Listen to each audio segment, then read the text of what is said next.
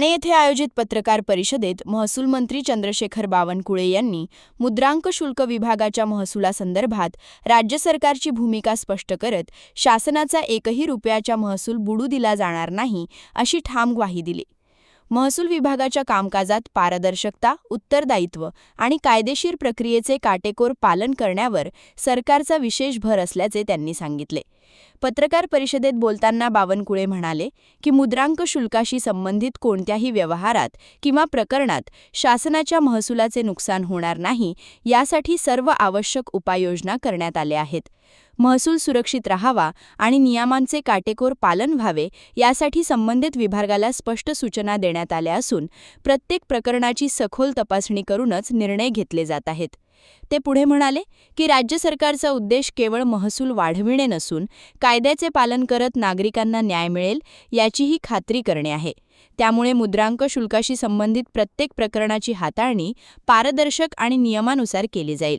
शासनाच्या हितासोबतच नागरिकांच्या हक्कांचे संरक्षण करण्यालाही सरकार समान प्राधान्य देत असल्याचे त्यांनी स्पष्ट केले. कोणत्याही परिस्थितीमध्ये मी आज प्रेझेंटेशन कोणत्याही परिस्थितीमध्ये मुद्रांक शुल्क विभागाचा मंत्री मी असल्यामुळं एकही रुपया डुबणार नाही याची खात्री ठाणेकरला मी देतो आहे.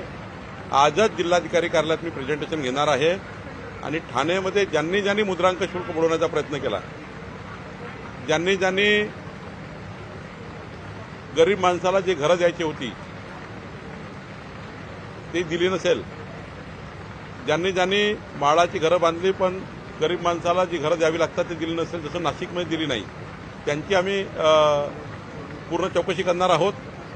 कोणत्याही परिस्थितीमध्ये मुद्रांक, महसूल आणि लँड रेकॉर्ड या 3 खात्यामध्ये कुणाची गय होणार नाही याची शाश्वती मी देतो आहे. बावनकुळे यांनी प्रशासनातील जबाबदारी आणि पारदर्शकता अधिक बळकट करण्यासाठी विविध स्तरांवर आवश्यक उपाययोजना राबविण्यात येत असल्याचे सांगितले. मुद्रांक शुल्क विभागाच्या महसुलात कोणत्याही प्रकारची गळती होऊ नये यासाठी शासन सतर्क असून भविष्यातही महसूल संरक्षणासाठी कठोर भूमिका कायम ठेवली जाईल असे त्यांनी यावेळी ठामपणे नमूद केले.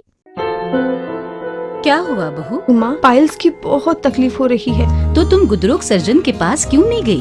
देखो, जैसे हार्ट के लिए हार्ट स्पेशलिस्ट, ब्रेन के लिए ब्रेन स्पेशलिस्ट, तो पाइल्स के लिए पाइल स्पेशलिस्ट क्यों नहीं? स्त्री हो या पुरुष, टॉयलेट में तकलीफ केवल पाइल्स ही नहीं और भी कई प्रकार के गुदरोग तथा कैंसर भी हो सकता है. इसीलिए इसकी प्रत्यक्ष जांच जरूरी है. ठीक है माँ, पर जांच के लिए हम जाएंगे कहाँ? वही काले आयुर्वेदिक पाइल्स हॉस्पिटल में. लेकिन माँ, प्रेगनेंसी में पाइल्स की दवाइयाँ?